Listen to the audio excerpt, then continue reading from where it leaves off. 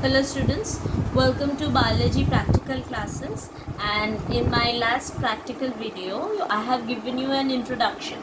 Today we will be starting, firstly in your practical we will be starting with the specimen identification, that is the spotting. The first I will be sending, apart from this video I will be sending you a link where you have to write the write the experiment in your copy. If you don't have books also, there's not a problem. What you have to write, what you have to draw, everything I have given. Please follow the follow the link, and if you have any doubt, to ask. Okay, the first experiment we will be going through is the stages of gamete development in case of males as well as the females.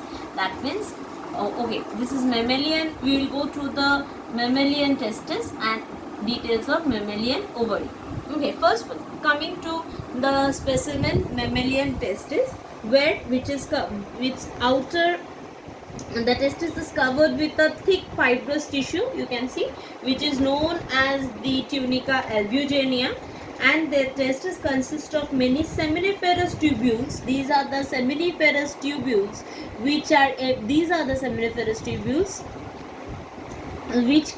which are embedded in the interstitial cells. What is the main function of the seminiferous tubules? You have already gone through the chapter human reproduction.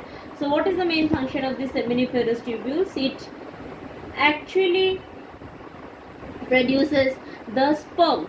Okay, these are the main tubules which produces the sperm. Okay, the various types of cells are present from outside towards the lunar in the following order, like the spermatogonia, spermatocytes, you can see, spermatids, spermatozoa, and then the spermatozoa, which is finally the sperms. Okay, and between the germinal cells, the pyramid shaped cells are called the Sertoli cells. See, these are the bigger ones. These are the bigger cells which are known as the Sertoli cells, and these Sertoli cells actually provide nourishment to the developing sperms. Okay, and the seminiferous tubules are embedded in the interstitial tissue or interstitial spaces of the Leydig cells, whose main function is to produce the male hormone, which is the testosterone. Okay, this was about the male. This is the transverse section of the testis. Next we will come to the female gamete development, that is the TS of mammalian ovary. Okay, now the mammalian ovary is a solid structure, bounded germinal epithelium followed by a thick layer of fibrous tissue over here also, which we can see. This is the thick layer of fibrous tissue called the tunica albuginea. The outer part of the ovary is called the cortex, and the inner part is called the medulla.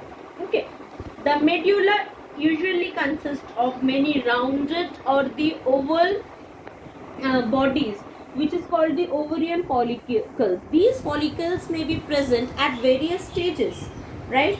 The primary follicle, the secondary follicle, and the tertiary follicle, which is finally called the Graafian follicle. See, if you see the Graafian follicle, this is the Graafian follicle, which is the matured Graafian follicle, and this is the matured egg.